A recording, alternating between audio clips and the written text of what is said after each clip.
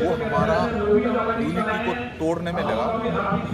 वो हमारा ही बीच में किसी को ले ली और उनका द्वारा हमारा यूनिटी को तोड़ने का कोशिश किया, कर भी लिया। लेकिन फिर भी सबका सैनिक संघर्ष कमेटी जंतर मंतर पर डटे है। जो एक बार गिर गया फिर भी खड़ा हो गया। लेकिन सरकार को बहुत बड़ा कतना पड़ेगा, जो कि ऐसा नहीं है हम पूर्व सैनिक है, देश का पूर्व सैनिक है, हमें तोड़ने में लग जाएंगे तो फिर देश का सुरक्षा कैसे होगा। बताइए फिर कैसे ये आंदोलन जो आप चलाएंगे, रेल रोको अभियान जो है, इसकी क्या तैयारी चल रही है और राज्यों में?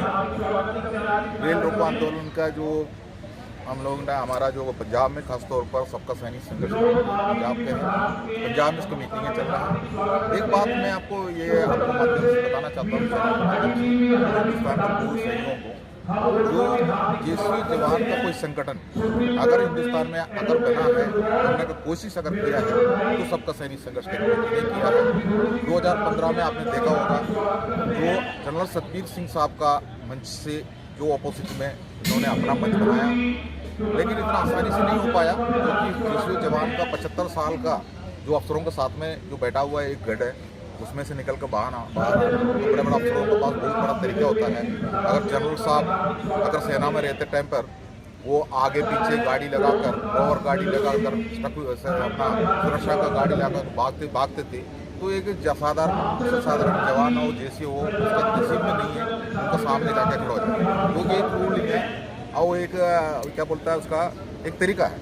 लेकिन यहाँ पर बाहर आने के बाद अगर कोई जनरल साहब ने हमारा साथ में बैठ के डिस्पोजल क्लास में चाय पिएंगे, अगर हमारा साथ में बैठ के हमारे कंधे पर हाथ लगाएंगे तो हम लोग एकदम भावुक हो जाता है, हमारा जनरल साहब हमारे साथ में आता है। लेकिन वो जनरल साहब को एक तरीका है खाने का तरीका, अपना हक मांगने का तरीका, अपना हक लेने का तरीका, ये जो तरीका से उन्होंने हमारे साथ में कर रहे थे।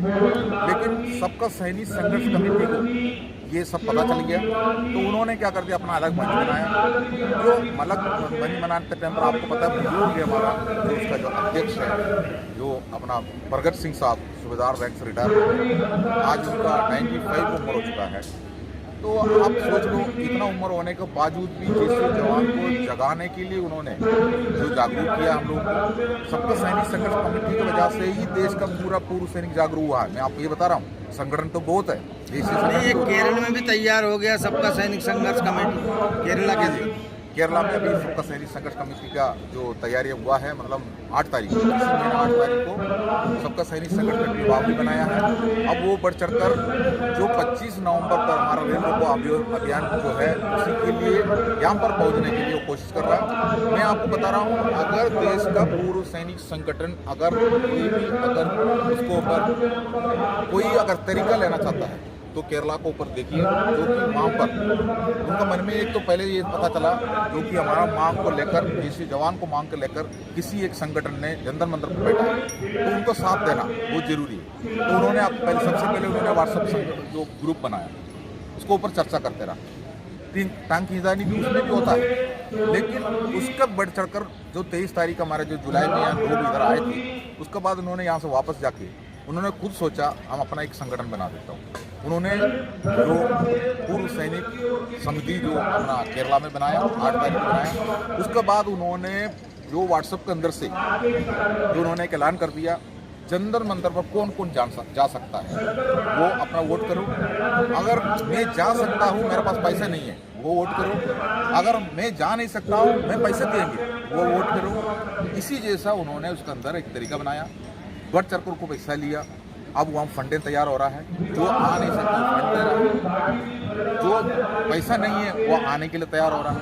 इसी जैसा काफ़ी टाइम है और ट्रेन कंपार्टमेंट वगैरह बुकिंग करने वाला काम भी उन्होंने शुरू कर रहा है। लेकिन वो बढ़ चढ़ कर हिस्सा लेंगे, जो कि उनका मन में ये आया हुआ है, जो जंतर मंतर पर जो मांग जो चल रहा है, जैसे जवान का मांग है, अगर इसी में से अगर सबका सैनिक संघर्ष कमेटी पीछे हट जाएगी तो 75 साल पीछे और चले जाएंगे, गुलाम और बनते रहेंगे, जो कि जो भी है गुलाम है पहले से, वो हमने जेल किया है। सर आपके पूर्व सैनिकों ने एक पार्टी का गठन किया है, आने वाले 2024 का चुनाव कह रहे हैं, 500 कुछ अरे क्या नाम अरे हम पार्लियामेंट खड़ा करेंगे पूरे देश में और आह्वान करेंगे जीतेंगे हम सरकार बनाएंगे।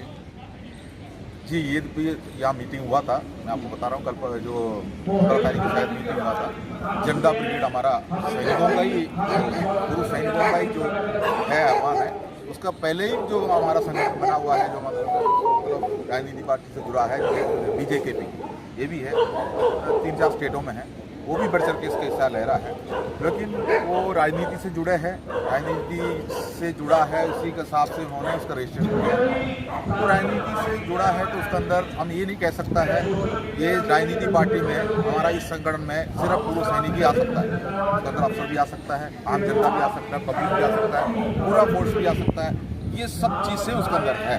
लेकिन उन्होंने ऐलान कर दिया है, हम लोग अपना बल पर हम जो चुनाव लड़ेंगे, हमारा मतलब पूर्व सैनिक को हम प्रधानमंत्री तक बनाएंगे, ये ऐलान है। बिल्कुल अच्छी बात है, ऐसी बात नहीं है। जो हम भी उनका जलवा को, जो जबाज को जो हम भी मानते हो होना चाहिए, ऐसा बात नहीं। लेकिन हम लोगों ने ये वहाँ पर एक बायलॉस रखा हुआ है। मैं आपको ये बता रहा हूँ, 8 महीने से हम लोग ने यहाँ पर अफसरों को और राजनीति को बाहर किया है।